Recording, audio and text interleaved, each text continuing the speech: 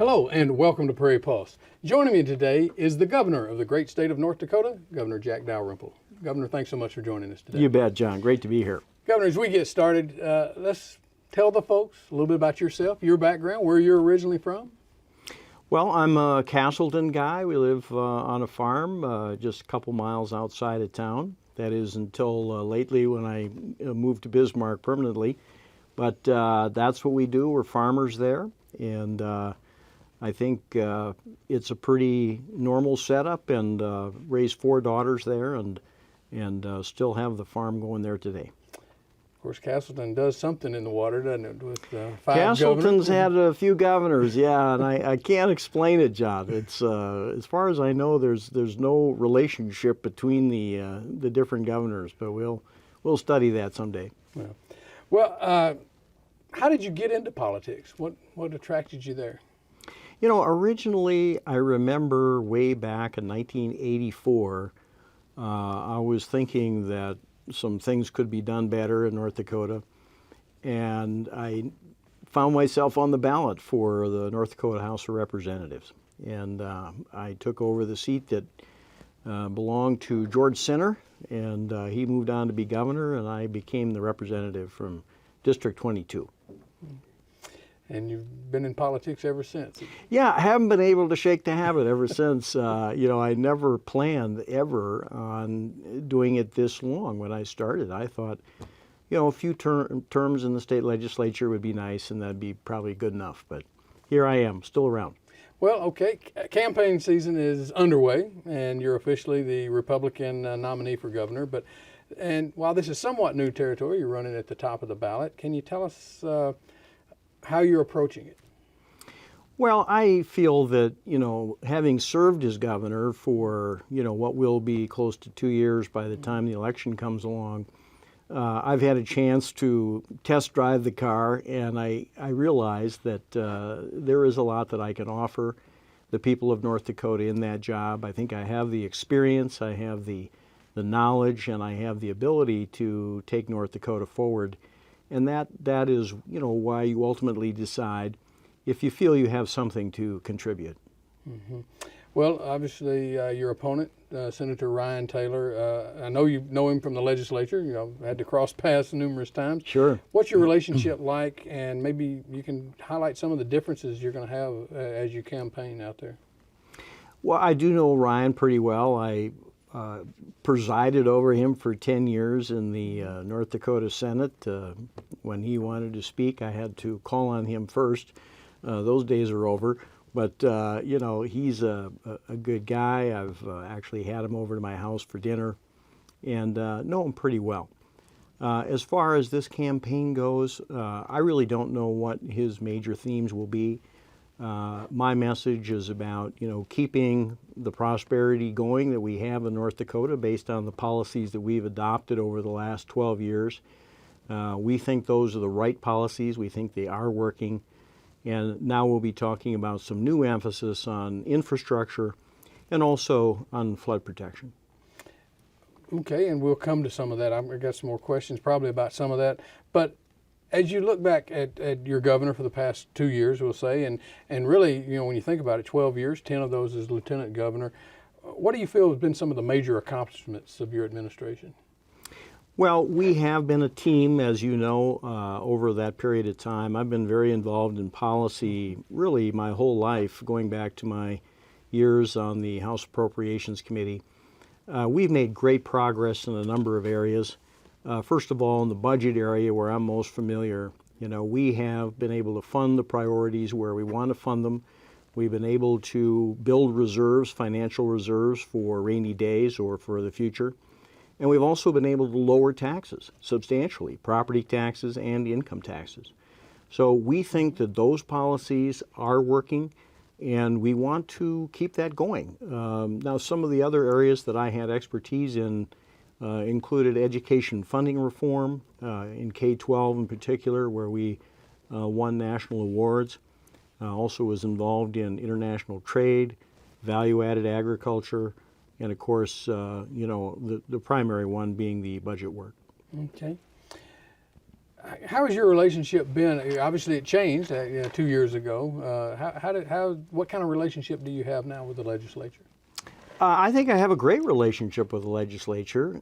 It's an advantage to having been in the House for 16 years and then presiding over the Senate.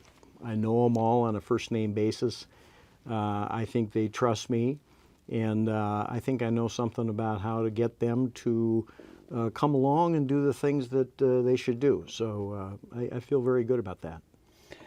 You mentioned, of course, international trade, and I'm going to ask you about education and some probably about budget and some of these other things. But international trade, how does that really fit in with North Dakota? Well, it's an important part of North Dakota's growth over the last 12 years. I served as the chairman of our new North Dakota Trade Office when it was created during our administration. We started out with $75,000 was our total stake. And from there, we built it up into a very sizable organization and served like hundreds of exporters in North Dakota who have built up their businesses substantially. And that's been a very interesting growth area for North Dakota. I bet it has been.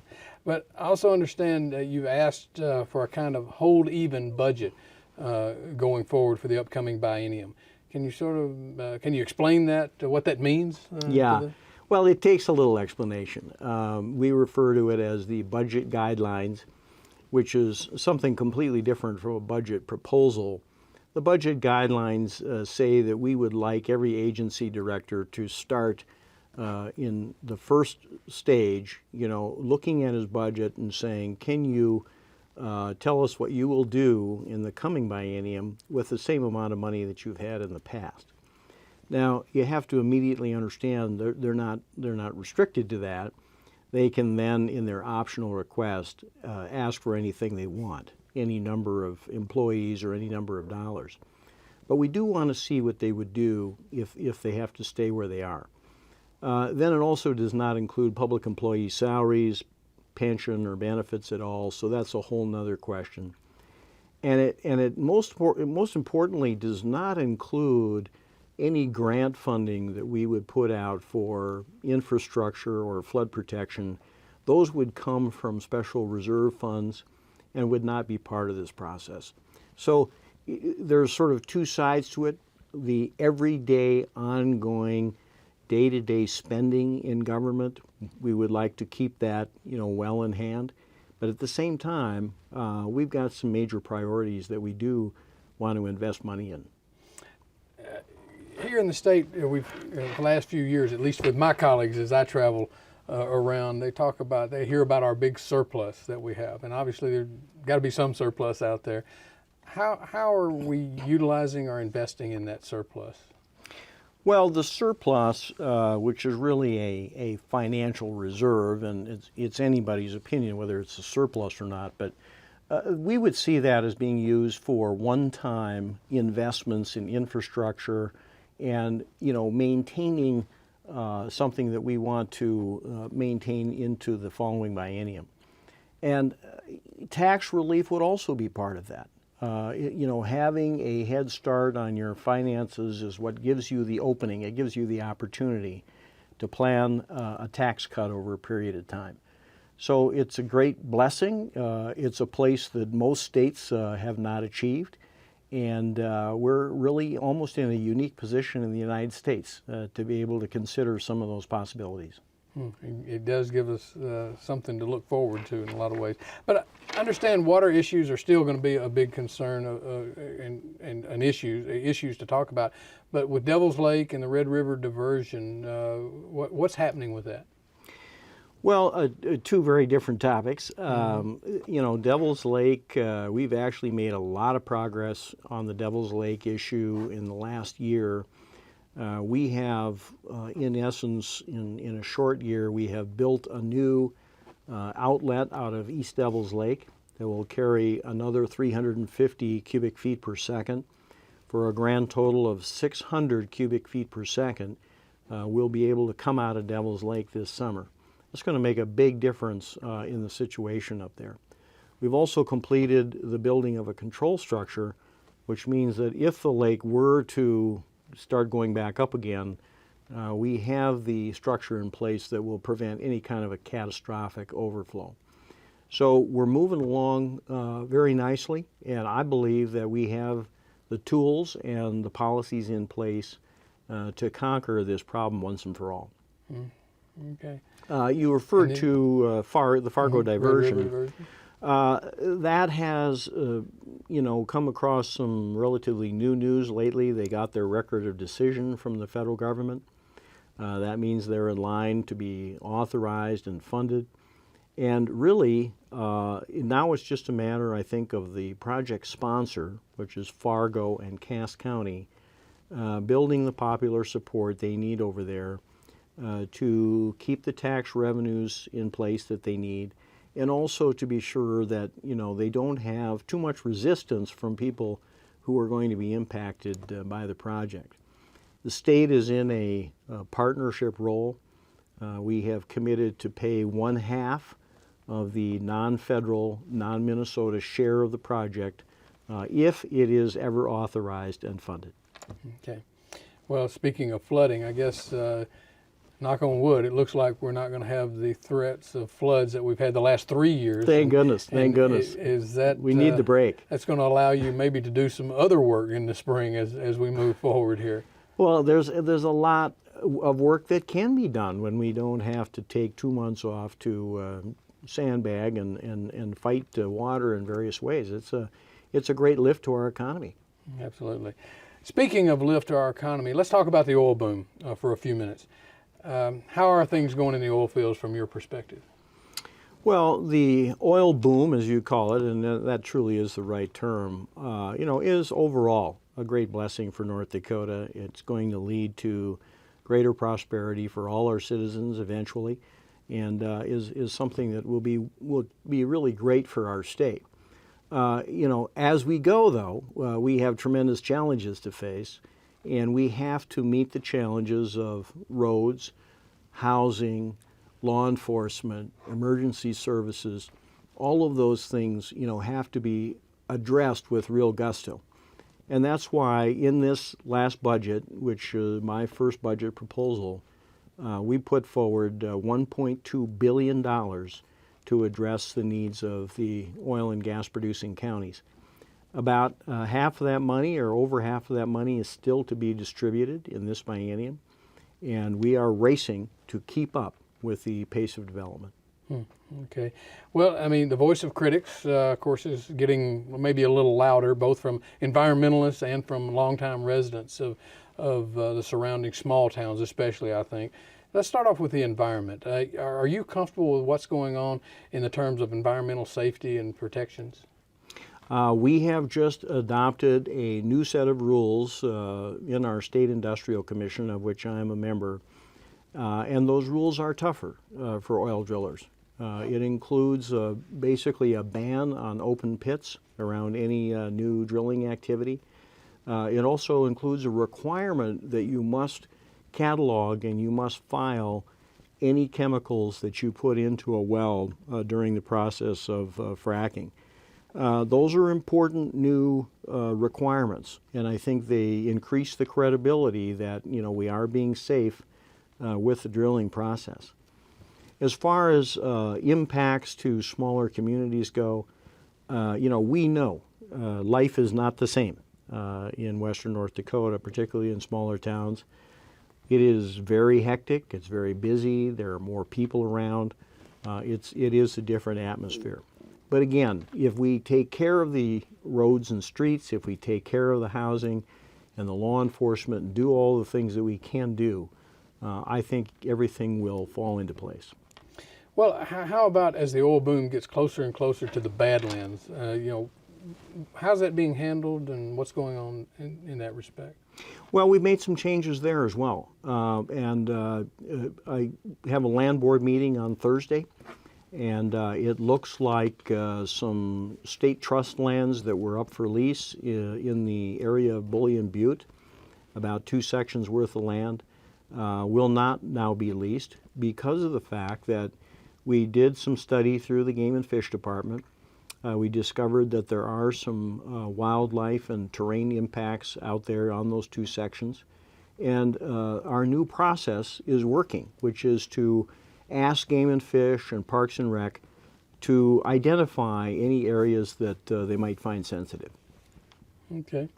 You mentioned infrastructure concerns and small town life changing. What about safety, crime? I mean, with any big boom and influx of people, there's always issues of probably increased crime and safety issues and even sewer issues for a small town. Can you talk about some of those infrastructure and safety concerns there? Sure. One of the best things that we did in the past session and also the special session was create an energy impact fund. And that means that any political subdivision can come to the state and can say, okay, we are being heavily impacted by energy here, and we must, do something about our sewer, our streets, our school, or whatever. And we can immediately respond to that with a state grant. And that's going to make a tremendous difference, every day in the life of the small towns. Law enforcement, we have beefed up our highway patrol staffing out there. Initially 9 new troopers, and again in June we will add 4 more troopers. The highway patrolmen provide the essential backup to the local law enforcement, and it is very important.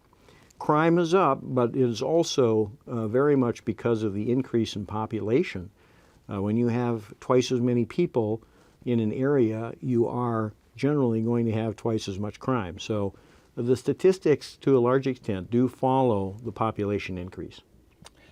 You talked about road conditions, and because probably from my perspective, I assume the roads weren't built for the kind of traffic they're getting right now. And you said there, you mentioned the relief. So, but are we playing catch up? Are we able to catch up with the road conditions out there? Well, I think we are, catching up very nicely. Of course, we have county roads involved also, even township roads that at one time probably nobody would have ever envisioned carrying dozens and dozens of water trucks and oil trucks. So it is a tremendous challenge. But that's why we have put $1 billion into the West, and $400 million of that specially targeted to state highways, county highways, in the oil counties. No local match required. And those dollars go directly into rebuilding roads as fast as possible. I think, overall we are keeping up with it quite well.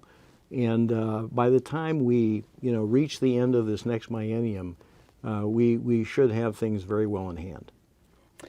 We talked some about housing concerns, and I think Williston seems to pop up a lot. What's going on with the housing issues in the Williston area?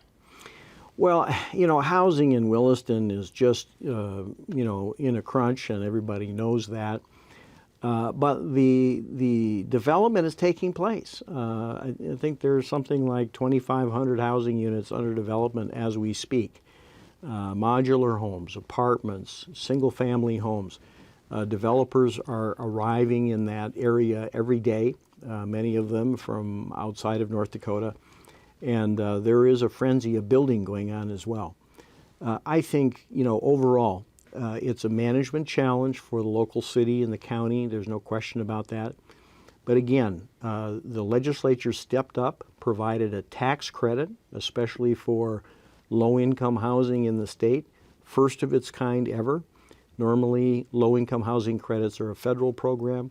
We now have a state program that you can take a senior citizen in the hometown of Williston and they can still find an apartment at a reasonable rate because we're building apartment buildings strictly for that purpose.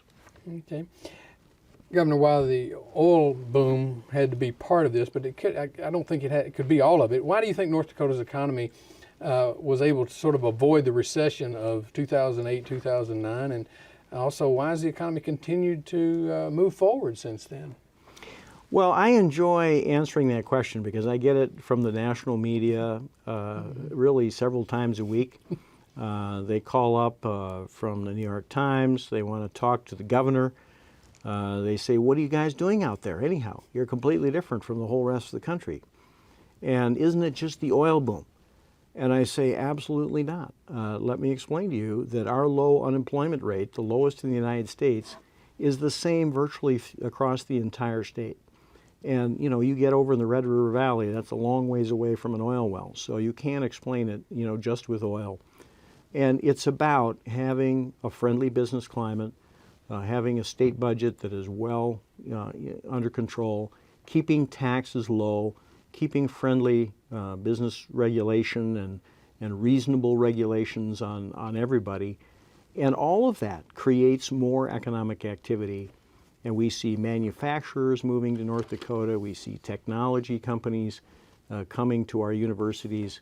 It is an overall economic growth. Governor, two interesting measures are approaching the June ballot. First off, the Fighting Sioux nickname continues to make headlines. Can you talk about where you stand on this and what's being done?